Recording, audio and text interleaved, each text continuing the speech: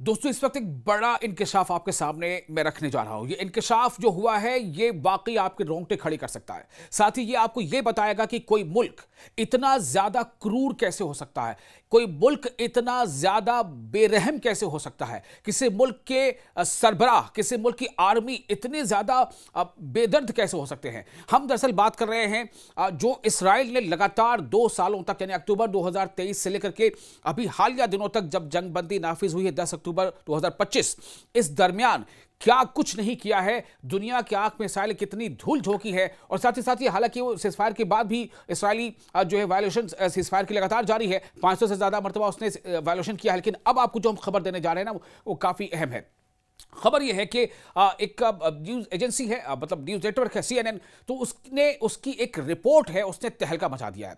CNN की तहलका खेज report सामने ये आई है। उसमें यह बात सामने आई है कि गुज़िश्ता 2 बरसों में, यानी अक्टूबर 2023 से लेकर अक्टूबर 2025 तक इसराइल ने न सिर्फ यह कि फलस्तीन में हमले किए, एयर स्ट्राइक किया, एक ऐसे देश के खिलाफ इसराइल अपनी पूरी ताकत लगा रहा था जिस देश के पास ना तो कोई अपनी एयर फोर्स है, ना उसका कोई अपना बहरिया है, यानी कि ना कोई नेवी है। जो है वो मज़ाहमतकार ग्रुप था जो भी मज़ाहमत कर रहा था। इसमें सच क्या झूठ क्या ये एक अलग चीज़ है कि कौन हक में है कौन नहीं है। लेकिन जो इसराइल ने किया वो काफ़ी हैरान करने वाला है। तो इन 2 सालों में इसराइल ने क्या किया है कि जितने भी फिलिस्तीन में लोग मारे गए उनमें से ज़्यादातर लोगों को इसराइल ने दुनिया के नज़रों से बचाते हुए कि हमने ऐसा कुछ किया नहीं या ज्यादा हलाकतें हुई नहीं है, उसने इसराइल के बुलडोजरों ने उन फलस्तीनी लोगों को जो इसराइली हमले मारे गए जमीन के अंदर यूं ही जो है वो गाड़ते चले गए या दफन करते चले गए।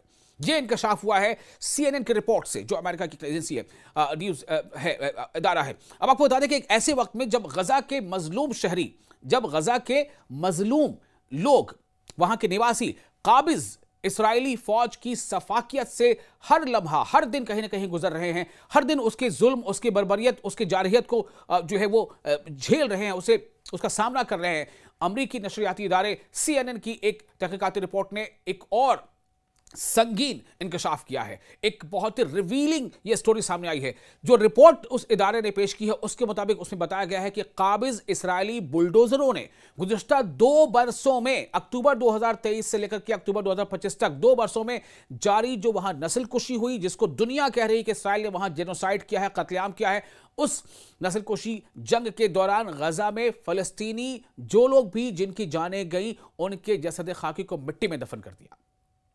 यानी बजाय ये कि जो जंग का भी एक उसूल होता है कि भाई अगर जंगों को मारा गया है तो आप जो उसके अपने जानने वाले चाहने वाले लोगों से रिश्तेदार हैं या उस मुल्क के जो लोग, उसको उस डेड बॉडी को कम से कम वो हासिल कर ले और उसको अपनी तरीके से अपने रिवायात के मुताबिक उसका जो है फाइनल जो है सेरेमनी उसकी करें, उसको दफनाएं या उसको जो फनल होता है। लेकिन अब ये बात इन्वेस्टिगेशन में सामने आई है, तहकीक में ये बात साबित हो गई है कि शुमाली गजा में, यानी नदन गजा में ज़कीम क्रॉसिंग के करीब एक काबिज इसराइली बुलडोजर ने एक फलस्तीनी शहीद की लाश को मिट्टी के नीचे दबा दिया। ये वो कार्रवाई थी जिसे काबिज इसराइल ने झूठे दावे के साथ इसराइली फौजियों की बाकियात की तलाश का नाम दिया था। यानी नाम क्या दिया गया था कि इसराइल क्या कर रहा है कि इसराइल जो है अपने फौजियों की जो बाकियात हैं, जो उनकी अब जो कह सकते हैं कि जो डेड बॉडीज हैं, उनकी तलाश कर रहा है। लेकिन उसके नाम पर किया क्या, उसने जो मारे गए फलस्तीनी थे उनको जो है मिट्टी के अंदर दफन किया। यह इन्वेस्टिगेटिव रिपोर्ट है। तहकीकाती रिपोर्ट ने हाई रिजोल्यूशन कैमरों, सैटेलाइट तस्वीर और बैनुल अक़वामी कानून यानी इंटरनेशनल लॉज के माहिरीन व जिम्मेदारान की गवाही को इकट्ठा करके इस लर्जा खेज वाक़े की मुकम्मल तस्वीर पेश की है।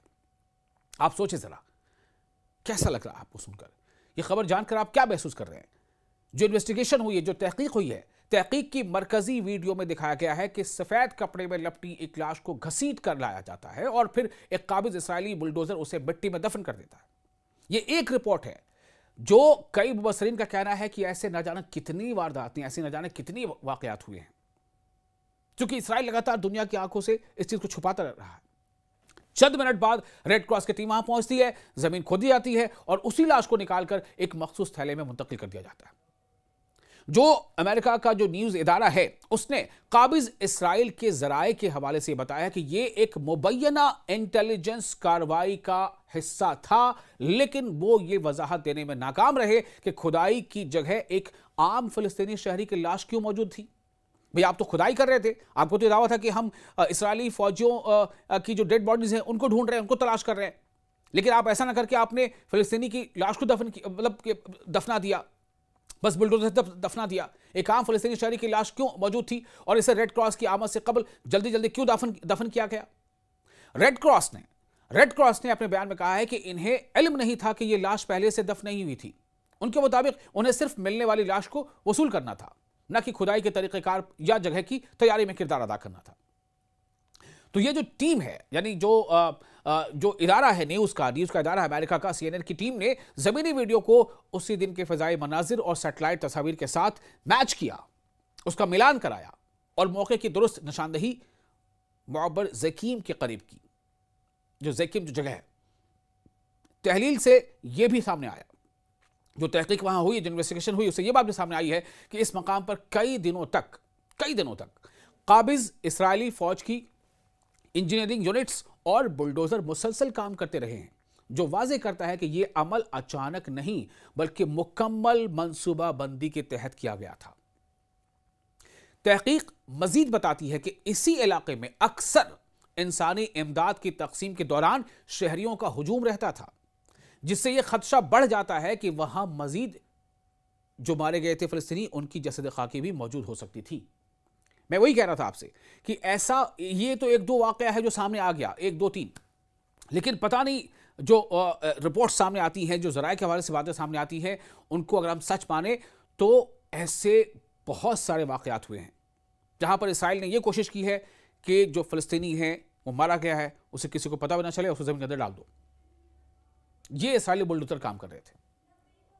दो बैनुल-अक़वामी माहिरीन कानून जो है, जो लॉ के एक्सपर्ट हैं, उन्होंने CNN को बताया कि जसद खाकी को बुलडोजर से दफन करना और शनाख्त दस्तावेजात और वफात के हालात की मुकम्मल मालूमात के बगैर उन्हें हटाना वाज़ेह तौर पर जंगी उसूलों की खिलाफ वर्जी है। एक माहिर के मुताबिक किसी भी जंग ज़दा इलाके में लाश मिलने पर फौज पाबंद होती है कि वो मकाम रिकॉर्ड करे, तस्वीर ले, शनाख्ती निशान महफूज करे और अहल खाना को तिब्बी इदारों के जरिए आगाह करे, मगर यहाँ लाश दफन करना और चंद ही मिनट बाद दोबारा निकालना इंसानी उसूलों की मुकम्मल अदम मौजूदगी को जाहिर करता है। क्या क्या छुपाएगा इसराइल क्या क्या छुपाएगा? और यही वजह है कि जो लगातार हमने आपको कई रिपोर्ट्स दी हैं कि जो कोई भी ऐसे resolution United nation general assembly में पेश की गई हैं, उन रेजोल्यूशन में अक्सर मुल्कों ने इसराइल के खिलाफ वोटिंग की है, और चाहे वो फिलिस्तीन हो या वो सीरिया हो, उसके हक में वोटिंग की।